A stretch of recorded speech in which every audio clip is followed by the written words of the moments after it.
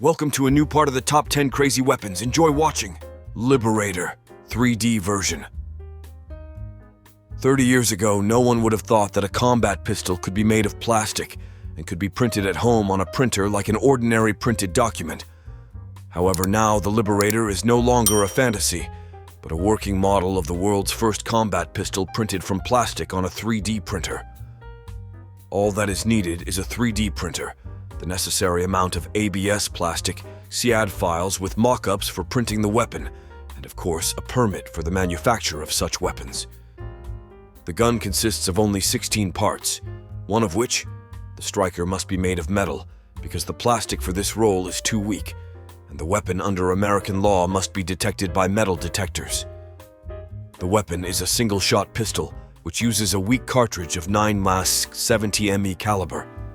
At the same time, the barrel of the gun is designed for a dozen shots. Vespa 150 tap scooter SOL. When there was a need for a compact, mobile, and at the same time possessing a sufficiently large firepower weapon, attempts were often made to combine two hardly suitable for each other objects into one whole. This was the principle behind the creation of this not-so-ordinary weapon, the Vespa 150 tap, which was a conventional Vespa scooter equipped with a 75 ME recoilless gun.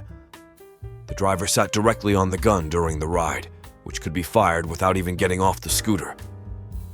The shells from this gun could penetrate armor up to 100 mm thick, and the scooter could accelerate on the highway up to 120 km/h.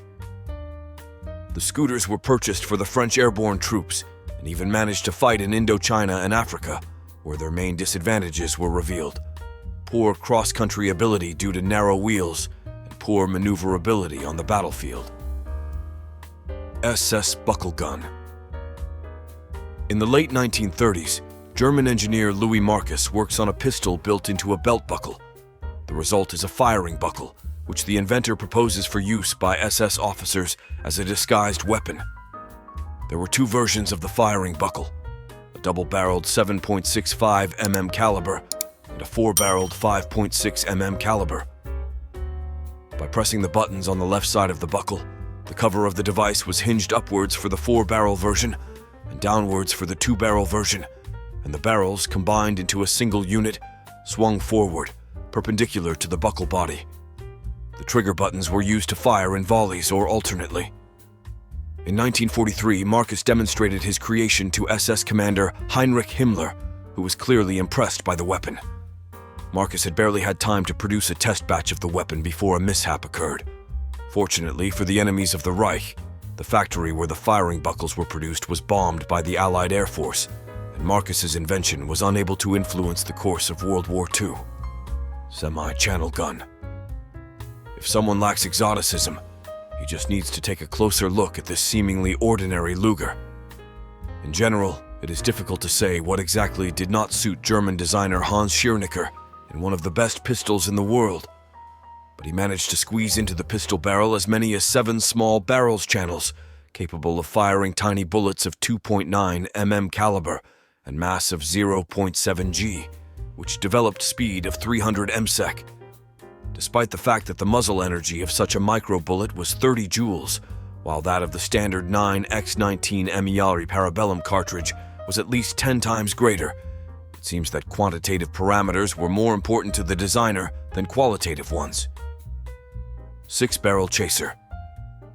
Different inventors spent a lot of effort and time to create a combined weapon, in which they tried to combine the combat qualities of cold weapons with the effectiveness of firearms.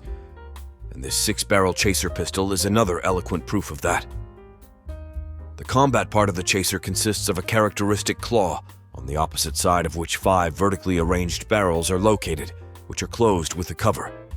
The 6th barrel is hidden in the grip of the gun. For 5 barrels, including the one located in the grip, wick system of powder charge ignition is used, and only 1 barrel is equipped with expensive and complicated in production ring lock.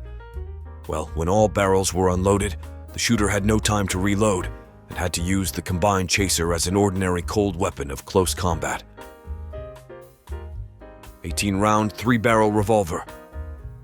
The main mystery of this weapon is the identity of its maker, who is still unknown. But even without this mysterious fact, the revolver itself turned out to be quite interesting. Besides the fact that it has 3 barrels, it is equipped with a double-row drum with 6 chambers in the inner row and 12 in the outer row, in which not very powerful cartridges of 6.35 mm caliber are loaded. However, even without the increased caliber, the revolver was quite bulky, weighing over 1 kilogram without ammunition. Contrary to the obvious assumption, the revolver does not fire in volleys from all 3 barrels simultaneously, but alternately from each barrel. The DP-64 Nepriadva 2-barrel grenade launcher was specially designed for use against saboteur divers.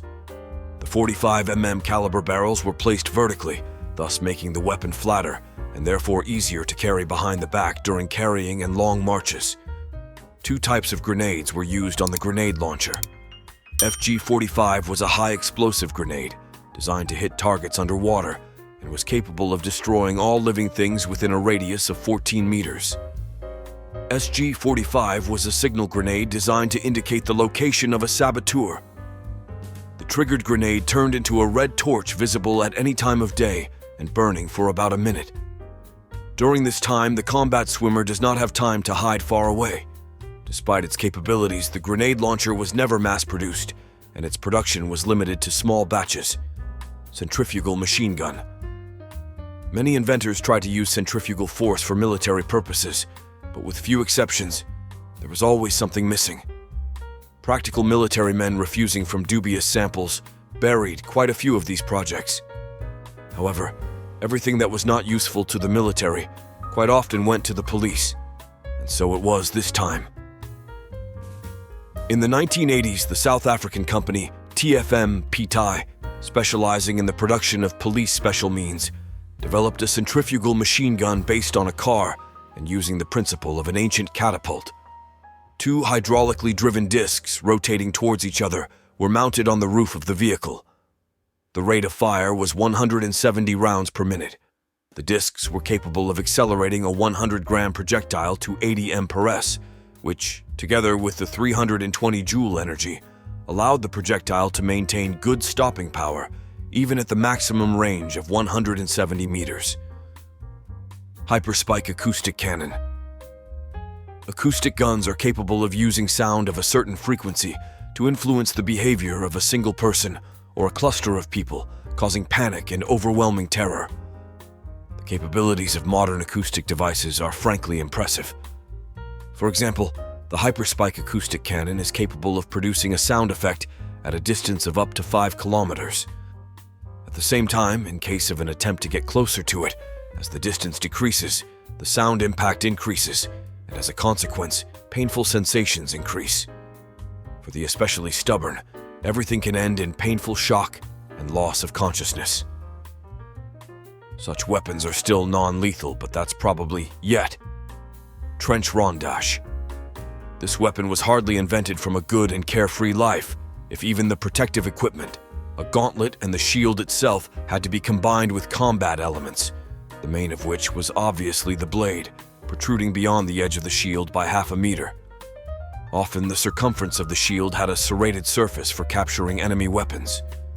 The gauntlet and shield could be additionally reinforced with small spikes blades, often having a saw-like shape to increase the striking effect.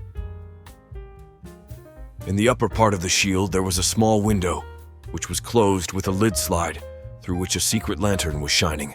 That is why such a shield was also called lantern, and possibly pistols were fired. Usually such shields were made bulletproof, and armorers tested their product by shooting at the shield from an arquebus at a distance of 100 paces. The weight of such an invulnerable shield could reach 10 kilograms, so apparently it was intended only for really strong physically and morally warriors. If you liked this video, don't forget to like, subscribe to the channel, and press the bell so you don't miss new exciting videos. See you in the next video, where we will continue to reveal the secrets of the gun world. See you soon.